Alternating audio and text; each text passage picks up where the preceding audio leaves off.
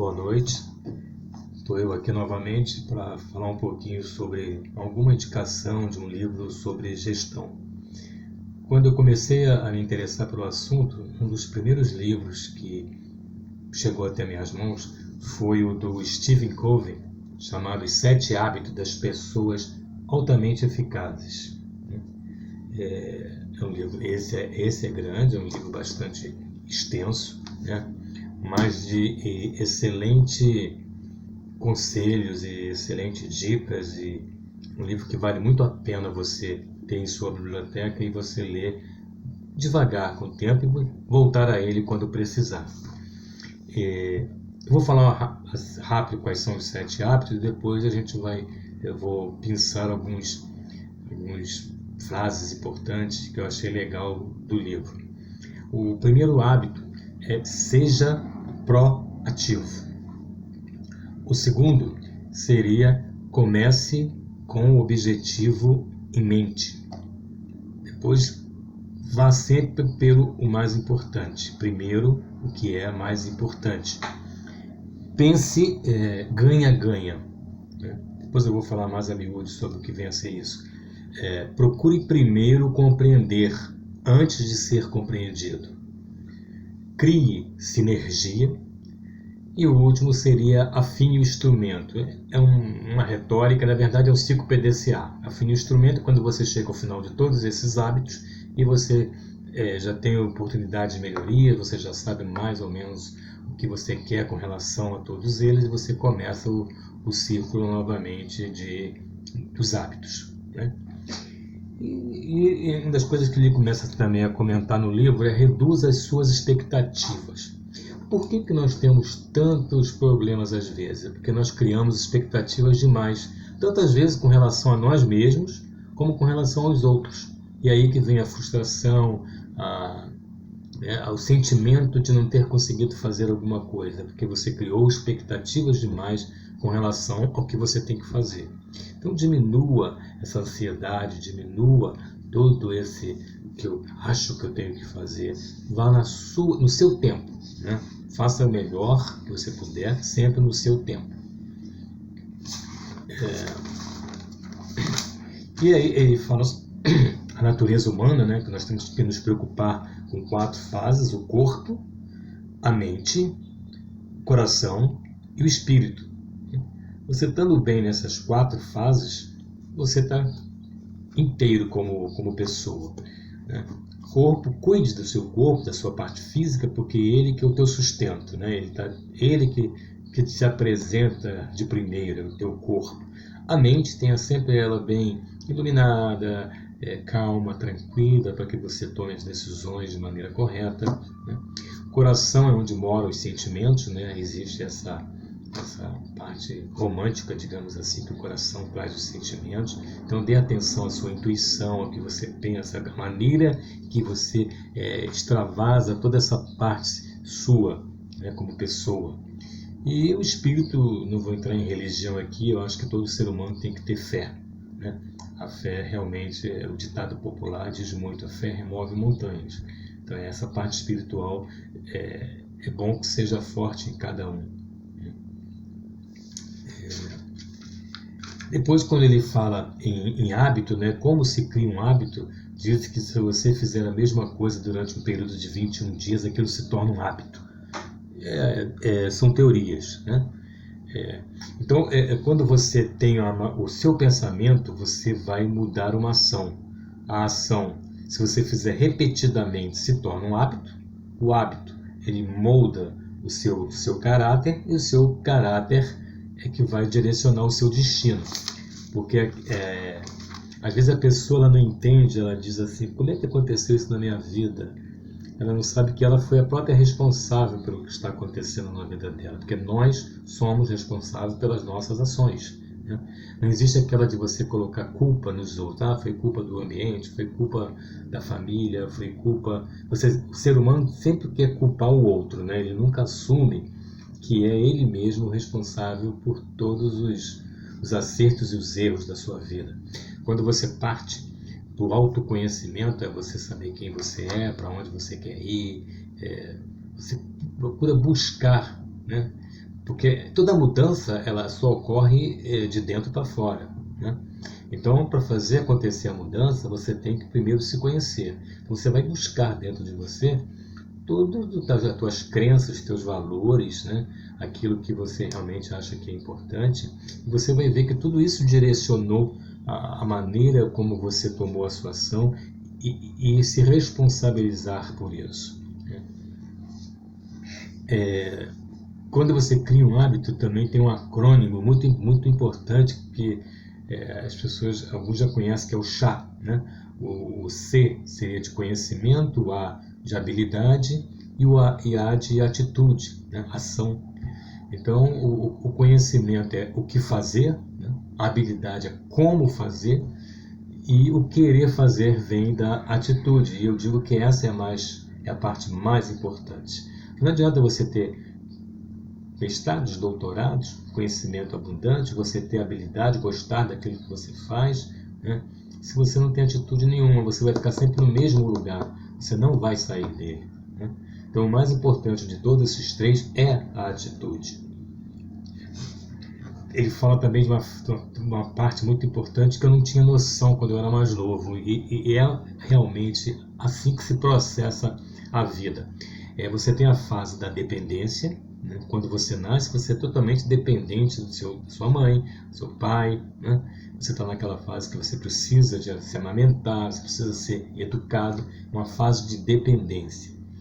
Quando você vai crescendo, você vai chegando ali na adolescência, um pouco mais, você quer a sua independência, né?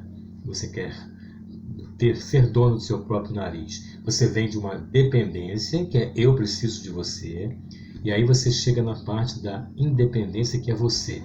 Eu sei fazer, eu quero fazer, eu sou o todo-poderoso. E quando vai chegando mais para uma fase você já compreende realmente que é a vida, você vê que todos nós somos interdependentes. Ou seja, eu preciso de você, assim como você precisa de mim. Seja no ambiente de trabalho, seja na vida afetiva, seja em família, realmente. Então você vem da dependência, independência e interdependência. Eu falei sobre o autoconhecimento, né, que é a porta de toda a mudança, é de dentro para fora que acontece. Uma coisa engraçada que eu vi, ele fala que existem 3 mapas genéticos, 3 mapas sociais. O genético, que vem dos seus avós, os psíquicos, que vem dos seus pais, e o ambiental, que é qualquer pessoa ou meio ambiente que possa te influenciar. É engraçado, né? A gente acha que genética vem diretamente dos pais. Vem mais dos avós do que dos pais. Os pais estão na parte mais psíquica, que é naquela parte que te educou, enfim. Para melhorar a sua proatividade, perceba aonde que você está concentrando o seu tempo. Porque ele fala de 2 círculos. Há um círculo de influência, que é onde você pode modificar qualquer coisa, e tem o círculo da preocupação. O círculo da preocupação é tudo aquilo que você está se preocupando, né? Mas você não tem, às vezes, gerência sobre aquilo ali, né? Então, preocupe-se mais com o que está dentro da sua influência, que aí sim é que você vai poder ter resultados, né? Saber para onde você quer ir, né?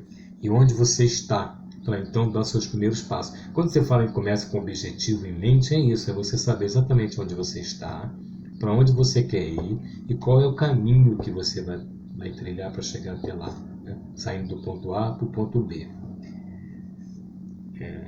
Tenha sempre em mente a eficácia e eficiência, né? Eficácia, fazer a coisa certa. Eficiência, fazer com menos recursos, né? Então é como se fosse um exemplo. Eficácia seria, você tem que pintar uma parede. Eficácia é saber se você colocou a escada na parede certa. E eficiência, digamos que seja subir rápido a escada, pintar de maneira rápida e gastando menos tinta. É mais ou menos uma comparação rápida sobre eficácia e eficiência.